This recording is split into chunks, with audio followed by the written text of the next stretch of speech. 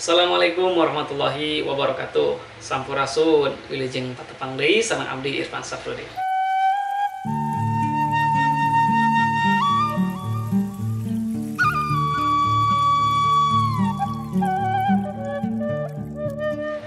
Tepang deui dina segmen Tata Krama Basa Sunda atanapi Undap Usuk Basa Sunda. Materi ayeuna nyaeta ngeunaan kecap ngaran.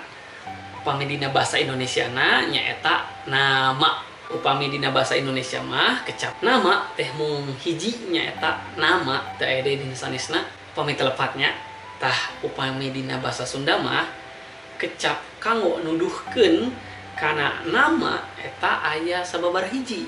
Sareng tiap-tiap wangun kecap eta mibanda kagunaan sewang-sewangan. Anu kahiji nyaeta kecap ngaran. Kecap ngaran eta dilarapkeun kanggo orang pribadi anu nyariosna sareng oge tiasa kanggo anu diajak nyarios. Eta digunakeun kanggo orang anu tos akrab atau anapi tos loma. Contohna sapertos kieu. Mad, ari ngaran asli maneh teh saha? Ngaran asli orang mah alus pisan. Ujang David Jajang Nasrullah. Salajengna nyaeta aya kecap nami, wasta, jenengan, sareng kakasih. Tah upami kecap nami sareng wasta eta dilarapkeun dina basa lemes.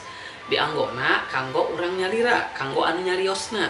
Anapun upami kecap jenengan sareng kakasih eta oge dianggo dina basa lemes anu dilarapkeun kanggo batur atanapi anu diajak ngobrolna. Contohna sapertos kieu.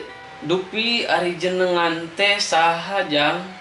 Nepangkeun Pak, nami abdi Kabayan. Abdi kawit di Kampung Babakan. Tah ieu aya deui contoh kanggo ngawanuhkeun diri atanapi dina basa Indonesiana disebat perkenalan diri. Tah upami dina basa Sunda contohna sapertos kieu. Sampurasun baraya Sunda sadayana nepangkeun nami abdi Kabayan, abdi kawit di Kampung Babakan. Kegiatan sadi dinten nyaeta ical galeuh pesawat terbang sareng kapal laut. Hatur nuhun. Hayu urang diajar nyarios basa Sunda anu leres, ngalarapkeun kecap anu merenah nalika nuju nyarios sareng batur. Anu saluyu sareng tata krama basa Sunda atanapi disebat Undap Usuk Basa Sunda. Cak mukia mangfaat. Hatur nuhun tina perhatosanana. Hapunten upami bilih aya kalepatan sareng kakirangan. Mangga dihaturan kanggo dilereskeun.